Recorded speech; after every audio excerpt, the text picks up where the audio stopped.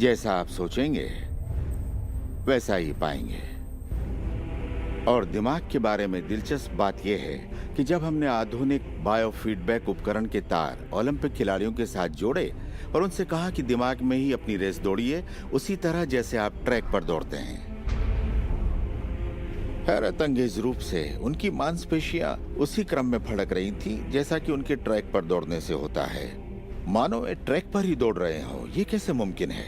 क्योंकि दिमाग ये भेद नहीं कर सकता कि आप ये वाकई कर रहे हैं या सिर्फ ऐसा सोच रहे हैं। मेरे ख्याल से दिमाग जो सोचता है वही शरीर करता है। ये जान लेना जरूरी है कि हमारा शरीर वास्तव में हमारे विचारों का परिणाम है।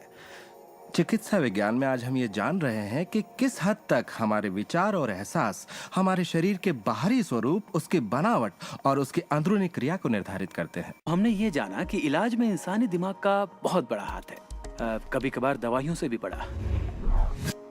मिसाल के तौर पर अगर कोई शख्स बीमार है और अगर उसके पास विकल्प है कि वो दवा लेने के बजाय अपने दिमाग में उस रोग की जड़ को खोजे, तो उसे खोजना चाहिए।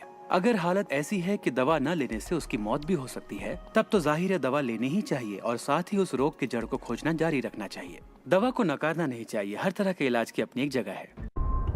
लाइलाज बीमारी यानी कि टर्मिनल डिजीज पर गौर फरमाए। डिस इसका मतलब हुआ एक ऐसा शरीर जो तकलीफ में है। हमारे पास चारों ओर हजारों बीमारियां और उनके लक्षण हैं।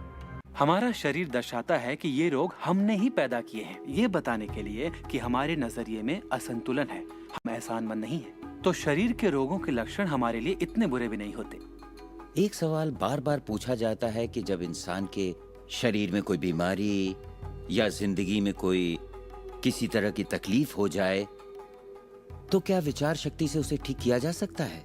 इसका जवाब है हाँ। 23 नवंबर को मुझे बताया गया कि मुझे स्तन कैंसर हो गया है। अपनी आस्था के जरिए अपने दिल में मैंने ये मान लिया था कि मैं ठीक हो चुकी हूँ। दिन के दौरान हर वक्त मैं कहा करती, मुझे ठीक करने का शुक्रिया। इसे दोहराती रहती, मुझे ठीक करने का शुक्रिया। मुझे पूरा भरोसा हो गया था कि मैं ठीक हो चुकी हूँ। मैंने मान लिया था कि कैंसर मेरे शरीर में था ही नहीं। खुद को ठीक करने के लिए मैं हंसी मजाक कॉमेडी वाली फिल्में देखा करती थी। हम लोग बैठकर बस हंसा करते थे। अपनी जिंदगी में तनाव लाने का सवाल ही नहीं था, क्योंकि हम जानते थे कि जब आप अपने आप को ठीक कर रहे हो तब तनाव कितना भयानक हो सकता है। नवंबर 23 को मुझे पता चला था कि मुझे कैंसर है और उसे ठीक होने में मुझे सिर्फ 2.5 से 3 महीने ही लगे,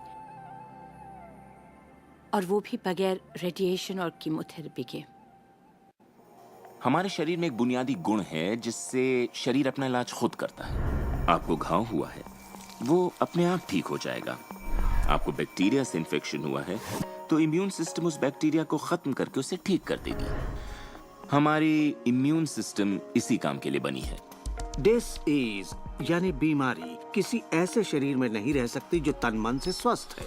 आपका शरीर हर पल करोड़ों कोशिकाओं को नष्ट कर रहा है और करोड़ों नई कोशिकाओं को बना रहा है। असल में हमारे शरीर के अंग हर रोज बदले जाते हैं। कुछ अंगों को चंद महीने लगते हैं तो कुछ को 2-1 साल, मगर चंद सालों में हमारा एक बिल्कुल ही नया शरीर बन जाता है। अगर आपको कोई बीमारी है, आप उसी पर सोच रहे हैं और लोगों से बात कर रहे हैं, तो आप ज्यादा बीमार कोशिकाओं को पैदा करेंगे। अपने आप को बिल्कुल स्वस्थ शरीर में देखें। जब किसी व्यक्ति का पूरा ध्यान उसकी बीमारी पर होता है तो वो उसे स्थायी बना देते हैं। बीमारी तब तक ठीक नहीं होगी जब तक उसका ध्यान ठीक होने पर नहीं। शरीर से शारीरिक तनाव को निकाल दें तो शरीर वही करेगा जो उसका बुनियादी काम है, अपने आप को ठीक करना।